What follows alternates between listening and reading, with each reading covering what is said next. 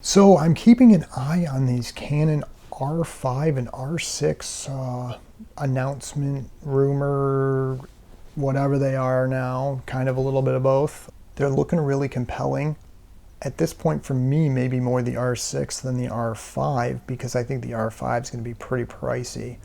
And I don't really need that 8K. I don't really think most people need that 8K.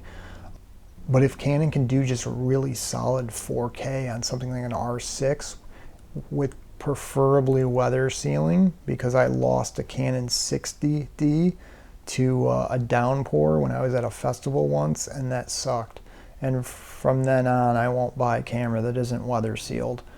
So hopefully, if an R6 comes out, it's weather sealed, it's full frame, and it does full frame 4K at 60 frames a second with a decent 10-bit 422 codec, preferably H.265 or something.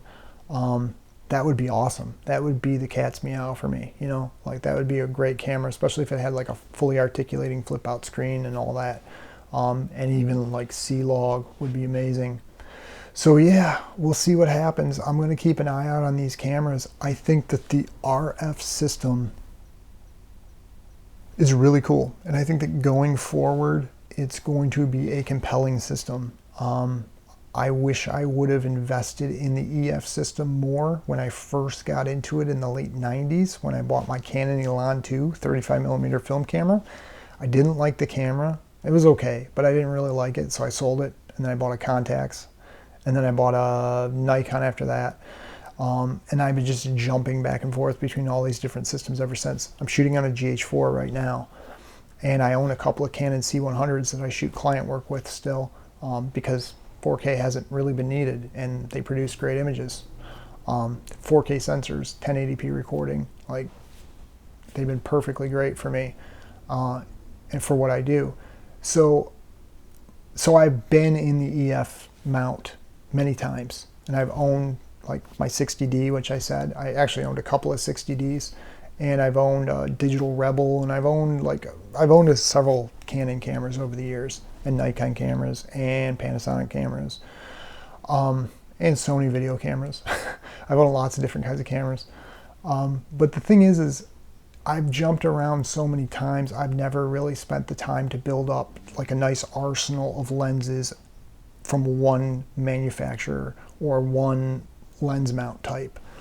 And looking back, you know, back when I first bought my Canon camera back in the 90s, I was more of a video shooter anyway and a hobbyist photographer. So I didn't put a lot of investment into the Canon cameras or the Canon photo cameras, because I was having to buy video cameras as well, and they were all separate.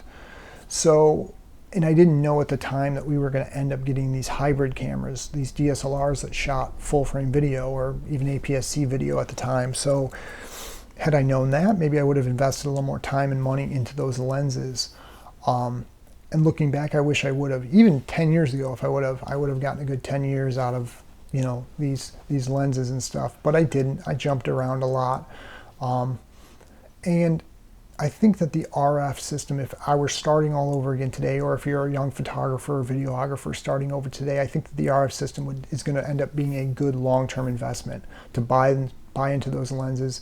I mean, just looking at the EF, you know, the good 30 plus years of EF history, I think that if you jump into RF, it's going to be the same kind of thing, you know, a good 20, 30 plus years of lenses and cameras on that lens mount. I think would be a good investment.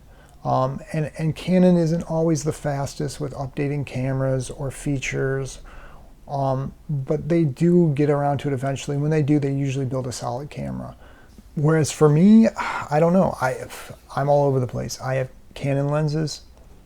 I have Micro Four Thirds lenses. I even have some Nikon f-mount lenses. So it's not as easy for me to, you know, make that choice to just go straight forward with Canon, because I could just as easily buy like a Zcam E2 M4 or something and just, you know, go with that and use my Micro Four Thirds lenses on that and shoot some great video and build up like a nice little Alexa style cinema camera or something, or a Red style cinema camera that's like a cheaper, not Red or not Alexa camera. But you know, if you're a hybrid shooter, if you're a photographer, if you're a video shooter, you do both, you know, like I think that a Canon system, even if there are some drawbacks right now, like I think that that's still going to be a good system going forward. And I think that the R5 and the R6 is definitely something that we should keep an eye on, because I think that it looks like Canon's really going to improve video quality on those. And I think that that's going to be great going forward.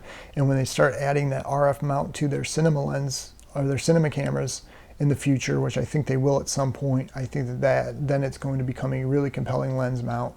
And that whole RF system is going to be, is definitely going to be something that is going to be a good investment long term. So I'm keeping an eye on it.